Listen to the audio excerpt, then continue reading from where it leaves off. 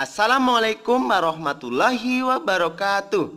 Hari ini kita akan belajar materi kelas 6, tema 1, subtema 2, pembelajaran 5. Selamatkan makhluk hidup. Kita akan fokus pada subtema 2, yaitu hewan sahabatku. Bagaimana materinya? Mari kita bahas bersama-sama. Di dalam pembelajaran ini ada dua muatan pelajaran. Yang pertama yaitu IPS KD 3.1 atau 4.1 tentang kegiatan ekonomi negara-negara ASEAN. Selanjutnya SPDP KD 3.4 atau 4.4 merancang pembuatan patung. Oke, kita bahas materinya bersama-sama. Kegiatan ekonomi negara ASEAN. 1. Indonesia. Indonesia mengekspor hasil bumi seperti timah, tembaga, besi, minyak, gas, dan nikel. Selain itu, Indonesia menghasilkan pupuk tapioka, karet, kopi, kelapa sawit, dan tembakau. Ikan tuna, udang, dan teh juga diekspor ke negara lain. 2. Malaysia. Penduduk Malaysia bermata pencaharian dalam bidang pertanian, pertambangan, dan perindustrian. Pertambangannya menghasilkan biji timah terbesar di dunia.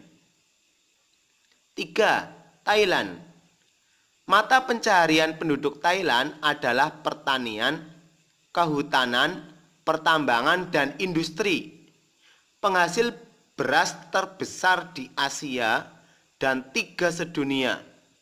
Dijuluki gajah putih, negara 1000 pagoda, dan lumbung padi ASEAN.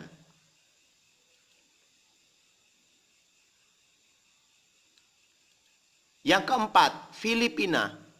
Mata pencaharian penduduk Filipina adalah pertanian, pertambangan, dan industri. Komoditas ekspor Filipina terdiri atas gula, kopra, kayu, nanas, dan biji tembaga. 5. Singapura. Singapura mengekspor mesin dan alat transportasi, alat elektronik, dan barang-barang konsumsi. Bahan kimia dan produk olahan minyak dihasilkan juga di Singapura.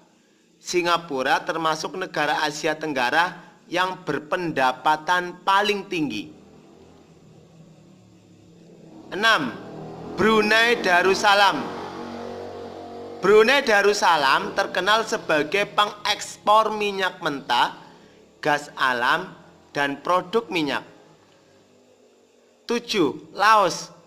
Rakyat Laos hidup di sektor pertanian yang menghasilkan beras, jagung, tembakau, jeruk, dan kopi. 8. Vietnam. Perekonomian sebagian besar penduduk Vietnam adalah pertanian. Padi merupakan hasil utama pertanian di Vietnam. Industri di Vietnam meliputi tekstil, semen, pupuk, kaca, dan ban.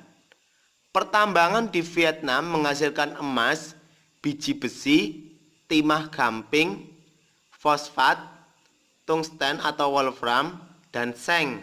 Hasil hutannya adalah bambu, kina, kayu, dan kayu manis. Terdapat 2 sungai penting yaitu Sungai Mekong dan Sungai Songkha. 9. Myanmar. Komoditas perdagangan Myanmar meliputi kayu, terutama kayu jati, beras, pupuk, dan berbagai barang kerajinan. 10. Kamboja. Sebagian besar penghidupan penduduk Kamboja di sektor pertanian. Merancang pembuatan patung. Ada 3 langkah dalam merancang pembuatan patung. Yang pertama membuat sketsa. Sketsa itu adalah gambaran kasar yang bersifat sementara. Biasanya sketsa dibuat menggunakan pensil. Misalnya jika kita ingin membuat patung ayam, maka kita membuat sketsa gambar ayam. Yang kedua, memilih alat dan bahan. Alat dan bahan itu ada 2, yaitu bahan lunak berupa tanah liat, lilin, plastisin, gips, semen, dan bahan keras, kayu, batu, dan marmer. 3. Memilih teknik pembuatan. Teknik pembuatan menyesuaikan bahannya. Misalnya, untuk bahan lunak itu dengan teknik membutsir dan mencetak. Untuk bahan keras dengan teknik memahat dan konstruksi. Ya, itu adalah materi untuk pembelajaran 5 subtema 2. Sampai berjumpa lagi. Wassalamualaikum warahmatullahi wabarakatuh.